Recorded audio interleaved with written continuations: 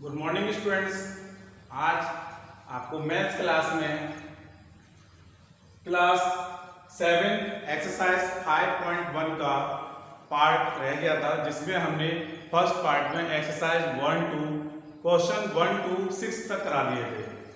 Okay, अब part 2 में question start करते हैं 7 से। 7 क्वेश्चन है students, can two angle be supplementary if both of them are.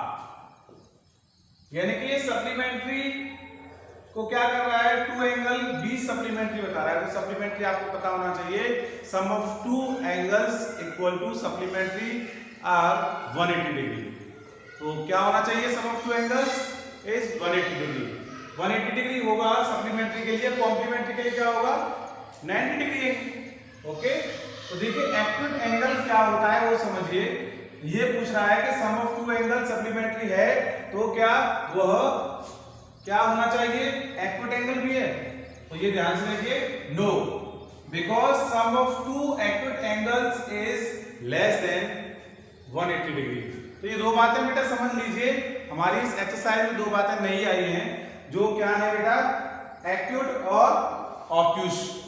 तो ये बातें समझ लीजिए, sum of two acute angles is less than 180 degree. 180 degree से एंगल का सम अगर 180 डिग्री से कम है तो हमारा क्या कहलाएगा बेटा, एक्यूट एंगल। ओके, अगर बिकॉज इसमें भी सेकंड आंसर के लिए बेटा, ऑब्ट्यूस के लिए भी सेकंड आंसर में भी नो होगा। क्यों होगा वो देखिए, because sum of two obtuse angle is more than 180 degree.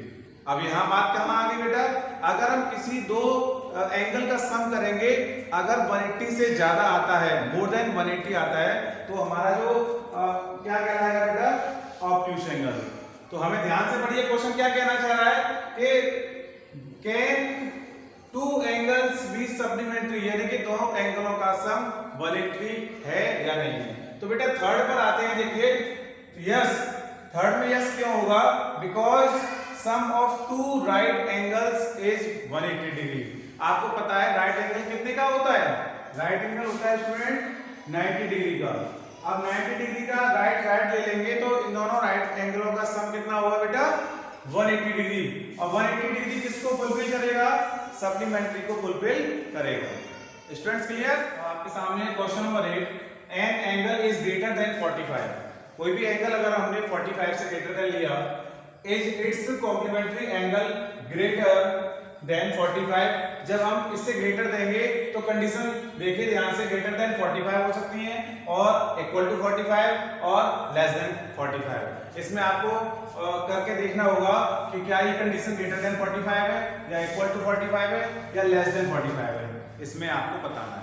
तो सबसे पहले हमने बेटा क्या लिया, let the complementary angles be X and Y. X और वाई को कॉम्प्लीमेंट्री ले लिया, और कॉम्प्लीमेंट्री आप जानते हैं x plus Y sum of complementary two angle equal to होता है 90 डिग्री। तो then x plus Y equal to 90 degree, equation number first.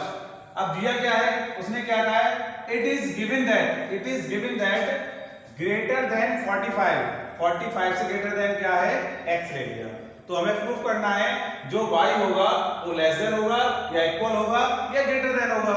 Simple सी बात है। तो स्टूडेंट ध्यान से देखिए, इस इक्वेशन में जो हमने बनाया है जिसमें 45 से ग्रेटर देन x है, इसमें क्या करेंगे बेटा, add in by both side. दोनों तरफ क्या कर देंगे बेटा, क्या कर देंगे, y को प्लस कर देंगे। It means x plus Y, ये साइन रहेगा बेटा ग्रेटर देन का, इसमें हो जाएगा 45 प्लस वाई। क्लियर हो रहा है या नहीं। x प्लस वाई, यहां देखिए ये क्या है, कॉम्प्लीमेंट्री एंगल है। तो देन यहां लिख देंगे बेटा फ्रॉम फर्स्ट क्या कह रहा है, x plus Y equal to 90, put कर दीजिए 90 डिग्री ग्रेटर देन 45 प्लस 1। अगर हमें 45 इधर लेके आएंगे बेटा, तो 90 माइनस के 45 रह जाएगा, और ये लेस देन y हो जाएगा।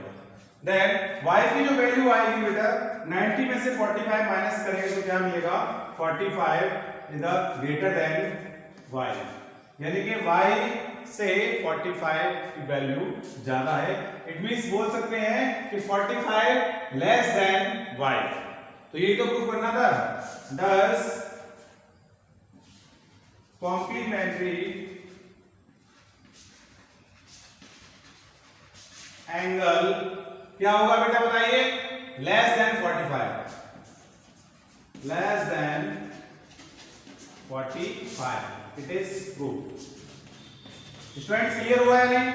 एक एंगल को हमने 45 से ग्रेटर देन लिया था, जब हमने इसमें प्लस y किया तो x प्लस y की वैल्यू पुट 90 कर दिया, 45 माइनस किया तो y की वैल्यू क्या हो गई, 45 से कितना हो गया बेटा, छोटा हो गया, यानी कि लेस देन 45। तो क्या कहेंगे, does complementary angle less than 45, it is answer. Okay, तो आपके सामने question number 9, in the adjoint figure, figure को देखिए ये बना हुआ है, यस, इसमें कंडीशन दे रखी है स्टूडेंट्स 1 2 3 4 5 एंड 6। स्टूडेंट्स इसमें जो कंडीशंस हैं, आपकी जो प्रॉपर्टी है और एंगल्स हैं, इस क्वेश्चन से आपको फुलफिल हो जाएंगे, अच्छे से समझ में आ जाएंगे। देखिए पढ़ते हैं question number first, is angle 1 adjacent to angle 2, angle 1 adjacent angle 2 है या नहीं है। याद रखिए एडजेसेंट एंगल के लिए ये स्टूडेंट्स यस, आंसर क्या होगा इसका, यस। कैसे होगा, रीजन देख लीजिए, एंगल EOC या लिख सकते हैं angle AOC and angle COE में क्या है बेटा, इन दोनों में क्या है, इन लगा देते हैं, इन एंगल AOC एंड COE में OC जो लाइन है, OC जो लाइन है वो क्या है बेटा, कॉमन लाइन है। ये चीज ध्यान रखिए, जिस एंगल के बीच में जो लाइन होती है वो कॉमन है, तो वो आपस में जो दोनों एंगल होते हैं साथ साथ, वो एक दूसरे के क्या होते हैं, एडजेसेंट एंगल होते हैं। स्टूडेंट्स क्लियर हुआ है नहीं, यस। अब आते हैं student second, if angle AOC adjacent to angle AOE। देखिए AOC कहां है, AOC जो एंगल है वो स्टूडेंट्स एंगल AOE के इक्वल है क्या, एडजेसेंट है। स्टूडेंट ध्यान से देखिए, ये एंगल की बात कर रहा है और इसके टोटल एंगल की बात कर रहा है, COA। तो स्टूडेंट्स क्या होगा, नो हो जाएगा, क्या होगा, नो। अगर ये बात करता AOC COE as a adjacent angle, clear हो गया है नहीं? तो टोटल एंगल का इसका कॉमन तो है ही नहीं, इसीलिए क्या होगा, नो होगा। थर्ड पर आते हैं, do angle COE and EOD from a linear pair. आपको पता होगा लीनियर पेयर होता है तो वो एक ही लाइन पर बना हुआ होता है। तो चेक कर लेते हैं, ध्यान से देखिए, COE और EOD, COE यानी कि ये एंगल, इट मींस किसकी बात कर रहा है, ये एंगल 2 की, ध्यान दे लीजिए एंगल 2। और क्या कह रहा है स्टूडेंट, ध्यान से देखिए, EOD, EO और D, इट मींस ये टोटल, यानी कि एंगल 3 भी आ रहा है, एंगल 4 भी आ रहा है। तो स्टूडेंट्स ध्यान से देखिए, एंगल और ये किसको शो करेगा, इस वाली लाइन को पेयर शो करेगा या नहीं। एंगल 2 भी मिल गया, 3 भी मिल गया, 4 भी मिल गया, तो हम इसको क्या लिख सकते हैं, फ्रॉम अ लीनियर पेयर। क्यों, क्योंकि इन तीनों का सम जो आ रहा है वो कितना आ रहा है, 180 degree. Then line COD is a pair line. Students clear हुआ या नहीं, क्लियर? तो ये क्या होगा, यस होगा, ये क्या होना चाहिए, यस। अब आते हैं क्वेश्चन 4 पर, 9 का 4 देखिए, are BOD and DOA supplementary. It's very simple, supplementary means 180 degree आना चाहिए सम करके। तो BOD कहां है, देखिए स्टूडेंट्स, BO और D, इट मींस एंगल 4 दिखाई दे रहा है, और DOA कहां है बेटा, DOA, इट मींस एंगल 5। क्या 180 है, चेक करिए, एंगल 4 और एंगल 5 180 हैं, यस। क्यों है, देख लीजिए ध्यान से, क्योंकि AOB जो है, AOB is a pair line, किस लाइन की वजह से है? पेड लाइन की वजह से 180 डिग्री है। तो जब 180 डिग्री है तो क्या होगा स्टूडेंट्स? सप्लीमेंट्री होगा। Is that clear? इसलिए इसको भी क्या कर देते हैं स्टूडेंट्स? यस। किस वाले क्वेश्चन के लिए? ये, इसके लिए बेटा ये है, इसके लिए ये है और ये नो। क्लियर हो रहा है? अब आइए 5 पर। एक angle 1 vertically opposite angle of angle 4। Angle 1 जो है वो एंगल 4 का वर्टिकली अपोजिट है। अब आपको ध्यान से देखिए, ये फिगर को मैं यहां मेंशन कर देता हूं। सपोज ये लाइन है मेरी और ये जो लाइन होंगी बेटा ये A है और ये B और बेटा ये C है और ये कितना है? D। जब लाइन केवल ये वाली लाइन नहीं है OE मैंने नहीं बनाई है क्योंकि आपको इस फिगर से ज्यादा इस फिगर में जल्दी समझ में आएगा। एंगल 1 देखिए ये है या नहीं? एंगल 4 ये है। तो आपको समझ में आ गया होगा जब दो लाइन एक दूसरे के इंटरसेक्ट करती हैं तो इंटरसेक्ट वाले जो एंगल्स होते हैं वो एंगल क्या कहलाते हैं? एक दूसरे के इक्वल होते हैं और किसके अकॉर्डिंग? Vertically opposite angle. तो स्टूडेंट्स एंगल 1 और एंगल 4 क्या होंगे?